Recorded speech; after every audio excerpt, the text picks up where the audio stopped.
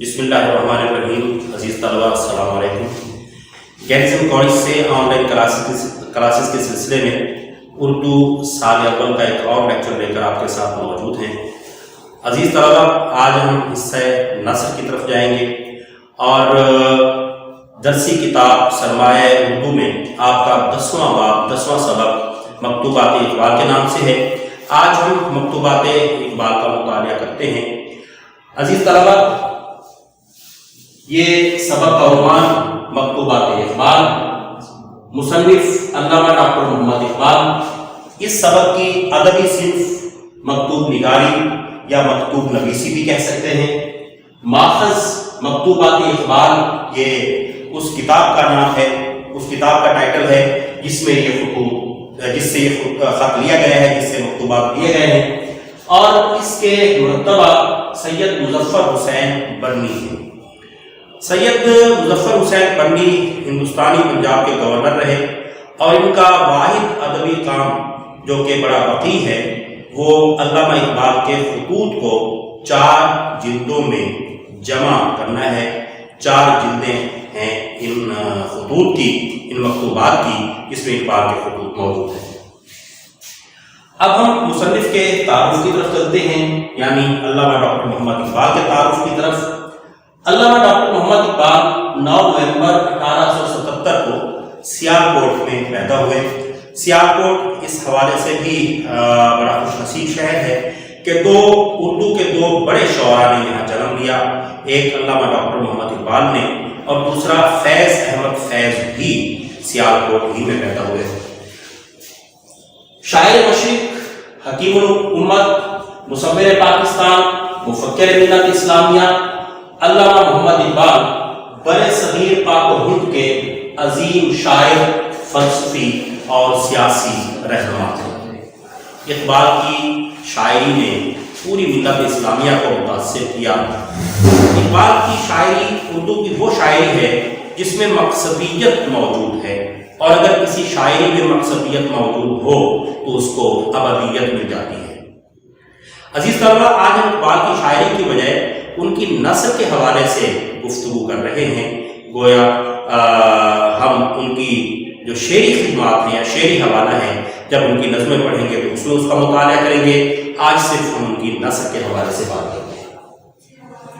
علامہ محمد اقبال نے 1930 میں خطبہ الہ آباد پیش کیا اور اس خطبے میں انہوں نے پاکستان کا بنیادی تصور پیش کیا. اس وقت لفظ پاکستان نہیں تھا، لیکن مسلمانوں کے لیے ایک الگ ملک کا تصور پیش کیا. اس لیے انہیں مصور پاکستان یا مفکر پاکستان بھی کہا جاتا ہے. 1932 میں ان کی ادبی خدمات کے سلسلے میں انہیں انگریز حکومت سے سر کا خطاب ملا. علامہ محمد اقبال 21 اپریل 1938 کو اس دار فانی سے کوچ فرما گئے اور لاہور وہ شہر ہے جہاں ان کی تدفین ہوئی. بادشاہی مسجد کے بالکل سامنے، صدر دروازے کے سامنے اقبال کا مزار موجود ہے. عزیز طلبہ، اب ہم آتے ہیں علامہ اقبال کی تصانیف کی طرف. ان کی نثری تصانیف میں علم الاقتصاد جو کہ اکنامکس کے حوالے سے کتاب ہے، مکتوبات اقبال، انوار اقبال، خطبات اقبال، یہ ان کی نثری تصانیف ہیں. اس کے ساتھ ساتھ ان کا فارسی کلام اسرار خودی اور رموز بے خودی، یہ 2 مثنویاں ہیں جس میں اقبال نے فلسفہ خودی پیش کیا ہے. پیام مشرق، زبور عجم، جاوید نامہ، یہ ان کی نثری فارسی تصانیف ہے، فارسی کلام ہے، فارسی شاعری ہے. اور اردو شاعری میں ان کی جو تصانیف ہیں بانگ درا، بال جبریل، ضرب کلیم اور ارمغان حجاز. ارمغان حجاز وہ کتاب ہے جس میں ان کا فارسی اور اردو دونوں کلام شامل ہیں. عزیز طلبہ، اب ہم آتے ہیں اپنے پہلے خط کے مشکل الفاظ کی طرف.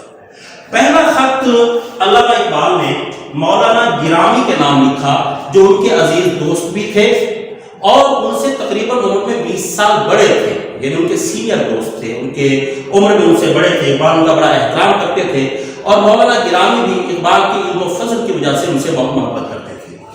مولانا گرامی کا اصل نام مولانا غلام قادر گرامی تھا، یہ جالندھر کے رہنے والے تھے، اور جالندھری گرامی جالندھری کے نام سے، کلمی نام سے مشہور تھے۔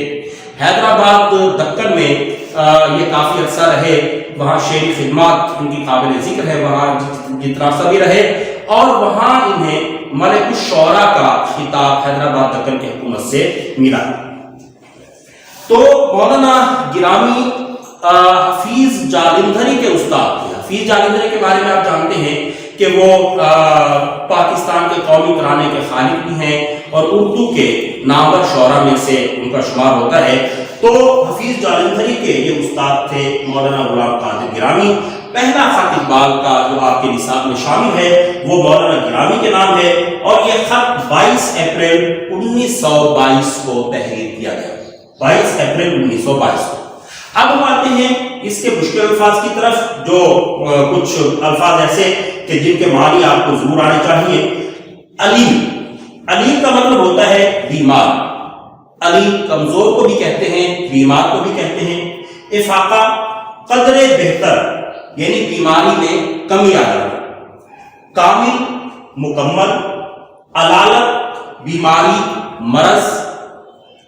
اجزاء، حصے، ٹکڑے، یہ جزو کی جمع ہے، تو جزو کی جمع اجزاء، یعنی کسی چیز کے حصے، کسی چیز کے ٹکڑے۔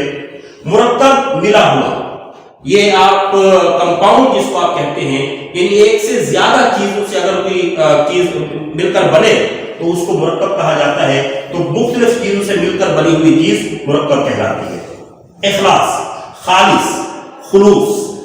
رفتنی، جانے والا، مراد مرنے والا لیں گے، یہ مرادی مطلب ہوگا۔ آمدنی، آنے والا، اس کا مرادی مطلب ہم لیں گے زندہ رہنے والا، باقی رہنے والا۔ محض، صرف۔ تسکین، تسلی۔ محال، مشکل۔ گنٹھیا، یہ پاؤں کا ایک مرض ہے جس میں پاؤں سوج جاتا ہے اور مریض جو ہے وہ کافی تکلیف محسوس کرتا ہے۔ عزیز طلبہ، اب ہم اس کی توضیحات کی طرف آتے ہیں کہ اس سبق میں کون سے ایسی باتیں ہیں جن کی وضاحت ضروری ہے۔ مولانا گرامی کا میں نے آپ کو بتا دیا کہ جالندھر شہر کے رہنے والے تھے، یہ بھی مشرقی پنجاب کا شہر ہے۔ انجمن حمایت اسلام کا ذکر ہوا ہے، یہ 1883 میں قاضی خلیفہ حمید الدین نے لاہور میں یہ انجمن قائم کی، اور اس کا مطلب مسلمانوں کی فلاح و بہبود تھا، مسلمانوں کی مدد تھا، اور اس کا ادبی فورم بھی تھا۔ اقبال اسی فورم سے، انجمن حمایت اسلام کے پلیٹ فارم سے اپنی نظمیں، اپنی شاعری بھی پیش کیا کرتے تھے۔ حکیم اجمل خان، یہ دہلی کے رہنے والے تھے، بہت مشہور حکیم تھے، اور اس کے ساتھ ساتھ انہیں مسیح الملک کا جو ہے وہ لقب جو ہے وہ قوم سے ملا، اور ان کے نام پر ہی اجمل دواخانہ بھی موجود ہے۔ گرداسپور، یہ مشرقی پاکستان کا ایک ضلع ہے۔ جب برے صغیر کی تقسیم ہوئی تو یہ ضلع پاکستان میں شامل ہوا، لیکن انگریز اور ہندوؤں کی سازش سے یہ گرداسپور کا ضلع ہندوستان میں شامل کر دیا گیا، کیونکہ یہ وہ واحد راستہ تھا جو کہ ہندوستان کو کشمیر سے ملاتا تھا۔ اگر یہ پاکستان میں ہوتا تو ہندوستان کا کشمیر تک پہنچنے کا راستہ نہیں تھا، تو یہ ضلع ہندوستان میں شامل کر کے ہندوستان کو کشمیر تک کا راستہ دیا گیا۔ میاں ریاض الدین کا ذکر آیا ہے اس خط میں، یہ میاں سراج الدین کے بیٹے تھے۔ میاں سراج الدین تاجر کتب تھے، لاہور کے رہنے والے تھے، اور لاہور کے مشہور علاقے کوچا کوٹھی دارا میں یہ رہتے تھے، اور جو میاں ریاض الدین تھے یہ بڑے چونکہ ایک امیر آدمی کے بیٹے تھے، تو ان کی زندگی بڑی عیش سے گزر رہی تھی، اور بعد میں انہوں نے بھی کتب کی تجارت کی۔ اسرار خودی اقبال کی فارسی مسلکی ہے، جس میں فلسفہ خودی اقبال نے بیان کیا ہے۔ یہ توضیحات تھی۔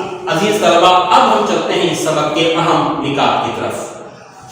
اقبال کی علامت، اقبال نے سب سے پہلے اس خط میں اپنی بیماری کا ذکر کیا ہے کہ میں بیمار ہوں اور ابھی تک جو ہے مکمل افاقہ مجھے نہیں ہوا۔ اقبال نے حکیم اجمل سے علاج کا ذکر کیا کہ حکیم اجمل نے دہلی سے دوا بھیجی تھی لیکن اس سے ابھی بیماری میں کمی نہیں آئی۔ پھر گرداسپور کے ایک حکیم کی آمد کا ذکر کیا کہ ایک حکیم صاحب لاہور میں آئے، میری علامت کو سن کر میرے پاس تشریف لائے اور مجھے دوا دے گئے ہیں۔ اس دوا سے قدرے بہتری معلوم ہوتی ہے اور مجھے امید ہے کہ اس دوا سے میں صحت یاب ہو جاؤں گا، کیونکہ گرداسپور والے حکیم صاحب جو دوا دے گئے ہیں اس میں دیگر اجزاء کے ساتھ ساتھ ان کا خلوص بھی شامل ہے۔ اس کے بعد انہوں نے انجمن حمایت اسلام اور میاں ریاض الدین کی دعوت کا ذکر کیا۔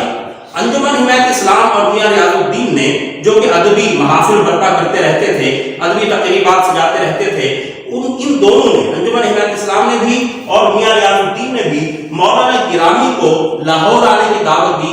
یقیناً کوئی مشاعرے ہوں گے جس میں ان کو شرکت کی دعوت دی ہوگی، اور باوجود مولانا گرامی نے ان دعوتوں کو قبول نہ کیا اور لاہور آنے سے انکار کر دیا۔ اقبال میں ان سے ان دعوتوں کا ذکر بھی کر رہے ہیں اور ساتھ ساتھ یہ بھی کہہ رہے ہیں کہ آپ لاہور تشریف لائیے اور ان مشاعروں میں شریک ہو کر اپنا تازہ کلام ہمیں سنائیے۔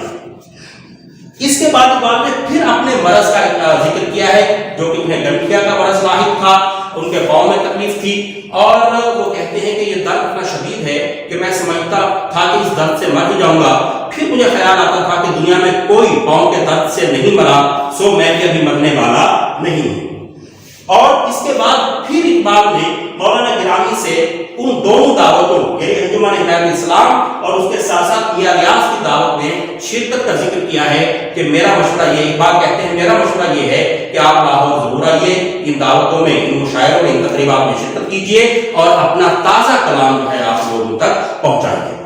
اور آخر میں اقبال نے اپنی کتاب اسرار خودی کا ذکر کیا ہے کہ اس کے حوالے سے کہتے ہیں کہ بمبئی سے، جس کا آج کل موجودہ نام ممبئی ہے، کہتے ہیں کہ ایک بمبئی سے ایک عرب نے مجھے خط لکھا ہے اور وہ چاہتا ہے کہ وہ اسرار خودی کا عربی میں ترجمہ کر کے اس کو چھپوائے، اور ساتھ ساتھ وہ کہتے ہیں کہ میں نے جو ہے وہ اجازت دے دی۔ جی عزیز طلبہ، اب ہم اس خط کو پڑھتے ہیں کہ مکمل پڑھتے ہیں تاکہ آپ اس کے تلفظ سے بھی آگاہ ہوں، جہاں کہیں آپ کو دقت ہو میں وہاں مزید اس کی تشریح جو ہے وہ کرتا جاتا ہوں۔ اقبال لکھتے ہیں، جناب مولانا گرامی، میں ابھی تک علیل ہوں، گو کا مطلب ہوتا ہے گرچہ، گو پہلے کی نسبت بہت افاقہ ہے، دعا کیجئے کہ اللہ تعالیٰ کامل صحت عطا فرمائے۔ حکیم اجمل خان صاحب نے دہلی سے دوا بھیجی تھی مگر اس سے بہت کم فائدہ ہوا۔ کل گرداسپور سے ایک حکیم صاحب خود بخود تشریف لے آئے تھے، وہ ایک بار یہ بتانا چاہتے ہیں کہ میں نے انہیں نہیں بلایا، وہ حکیم صاحب لاہور آئے ہوئے تھے اور انہوں نے جب میری عدالت کا سنا تو میرے پاس آ گئے۔ اب اس کا سبب یہ تھا کہ اقبال مشہور شاعر بھی تھے، مسلمانوں کے رہنما بھی تھے، ان کے علم و فضل کی وجہ سے لوگوں سے محبت بھی کرتے تھے، تو گرداسپور سے جو حکیم صاحب آئے ہوئے انہوں نے اقبال کا پوچھا ہوگا، ان کی بیماری کا انہیں علم ہوا تو وہ علامہ اقبال سے ملنے کے لیے تشریف لے گئے۔ تو حکیم صاحب خود بخود تشریف لے آئے تھے، انہیں کسی سے میری علالت کا حال معلوم ہوا تھا، دوا دے گئے ہیں جس سے فائدہ معلوم ہوتا ہے۔ مجھے یقین ہے کہ اس دوا سے فائدہ ہو جائے گا، کیونکہ جن اجزاء سے یہ مرکب ہے، یعنی جن چیزوں سے یہ مل کر بنی ہوئی ہے، ان میں سے ایک اخلاص بھی ہے، گویا ان حکیم صاحب کا خلوص بھی اس دوا میں شامل ہے جو ان حکیم صاحب کو خود بخود میرے مکان تک لے آیا، یعنی کہ میں نے انہیں بلایا نہیں، وہ خود بخود میری خیریت دریافت کرنے آ گئے۔ بہرحال خدا تعالیٰ کے فضل کا منتظر ہوں۔ وہ اقبال کہنا چاہتے ہیں کہ شفا حکیم صرف دوا دے سکتا ہے، شفا اللہ کے ہاتھ میں ہے، تو دوا تو میں استعمال کر رہا ہوں، اب اللہ سے بھی دعا گو ہوں کہ وہ مجھے اس بیماری سے نجات عطا فرمائے۔ میاں ریاض صاحب نے آپ کو لاہور کی دعوت دی، یعنی مولانا گرامی سے کہہ رہے ہیں کہ آپ کو میاں ریاض نے لاہور بلایا، اور انجمن حمایت اسلام لاہور نے دعوت دی، یعنی دو دعوتیں ہیں، ایک میاں ریاض صاحب کی طرف سے اور ایک انجمن حمایت اسلام کی طرف سے۔ افسوس ہے آپ نے کسی کی دعوت قبول نہ کی، یعنی مولانا گرامی نے کچھ وجوہات کی بنا پر، ہو سکتا ہے بیمار ہوں، علیل ہوں، کوئی اور وجہ ہو، مصروفیات ہوں، تو اقبال کہتے ہیں کہ آپ نے کسی کی دعوت قبول نہ کی۔ میری تو یہ رائے ہے، مشورہ ہے، میری تو یہ رائے ہے کہ ضرور ان دعوتوں کو قبول فرمائیے۔ اب اس کے بعد اقبال پھر اپنی بیماری کا ذکر کر رہے ہیں، کیا کہتے ہیں کہ میں تو اپنے آپ کو اس درد کی وجہ سے درد جو ہے پاؤں کا برسلاہٹ تھا، گنٹھیا اور اس کا شدید درد ہوتا ہے۔ میں تو اپنے آپ کو اس درد کی وجہ سے رستنی سمجھتا تھا، یعنی اتنا شدید درد تھا کہ لگتا تھا میں اس درد سے مر ہی جاؤں گا، مگر محض اس خیال سے تسکین تھی کہ پاؤں کا درد ہے، گویا یہ تسلی دل کو ملتی تھی کہ پاؤں کا درد ہے اور آج تک پاؤں کے درد سے کوئی مرا نہیں ہے، سو میں بھی مروں گا نہیں۔ حرکت محال ہے، یعنی چلنا پھرنا مشکل ہے، رفتنی نہیں آمدنی ہوں، گویا اب یہ تسلی ہے کہ اس درد سے میں مرنے والا نہیں بلکہ زندہ رہنے والا ہوں، ابھی زندہ رہوں گا۔ باقی خدا کے فضل و کرم سے خیریت ہے، امید ہے کہ آپ کا مزاج بخیر ہوگا، یعنی آپ کی خیریت سے ہوں گے، آپ کا مزاج گرامی بھی، آپ کے مزاج گرامی ٹھیک ہوں گے۔ ممکن ہو تو لاہور ضرور آئیے، اب یہ اصرار کر رہے ہیں، تقاضا کر رہے ہیں کہ اگر ممکن ہو، اگر آپ کی مصروفیات اجازت دے تو لاہور ضرور آئیے اور لوگوں کو اپنا تازہ کلام بھی سنائیے۔ یہ جملہ قابل ذکر ہے کہ شاعر کے لیے جب شاعر شعر کہتا ہے تو اس کی کوشش ہوتی ہے کہ اس کو سنا جائے، وہ اپنے خیالات دوسروں تک پہنچائے اور اسے دوسروں کی طرف سے داد ملے۔ مولانا گرامی فارسی کے بڑے اچھے شاعر تھے اور لوگ ان کو پسند کرتے تھے، گویا ایک طرح کا لالچ دے رہے ہیں کہ لوگ یہاں آپ کا کلام سننے کے لیے بڑے شوق رکھتے ہیں، ذوق رکھتے ہیں اور بڑے بےتاب ہیں، تو آپ آئیں گے تو نہ صرف آپ کا کلام سنا جائے گا بلکہ آپ کے اشعار پر، آپ کی شاعری پر آپ کو داد بھی ملے گی۔ سو کہتے ہیں کہ ضرور آئیے اور لوگوں کو اپنا تازہ کلام بھی سنائیے۔ اب اقبال جیسا شاعر اگر کسی شاعر سے یہ فرمائش کرے کہ آپ آ کر اپنا تازہ کلام سنائیں تو ظاہر ہے کہ وہ انکار نہیں کر سکے گا کہ اقبال خود بھی ان کی شاعری سننا چاہتے تھے۔ اقبال مزید لکھتے ہیں، کل بمبئی سے، بمبئی یہ ہندوستان کا شہر ہے، ساحلی شہر ہے اور ہندوستان کی فلمی صنعت کی وجہ سے بہت مشہور ہے۔ آج کل اس کا نام ممبئی ہے، یعنی تبدیل کر دیا گیا ہے، بمبئی سے ممبئی کر دیا گیا ہے۔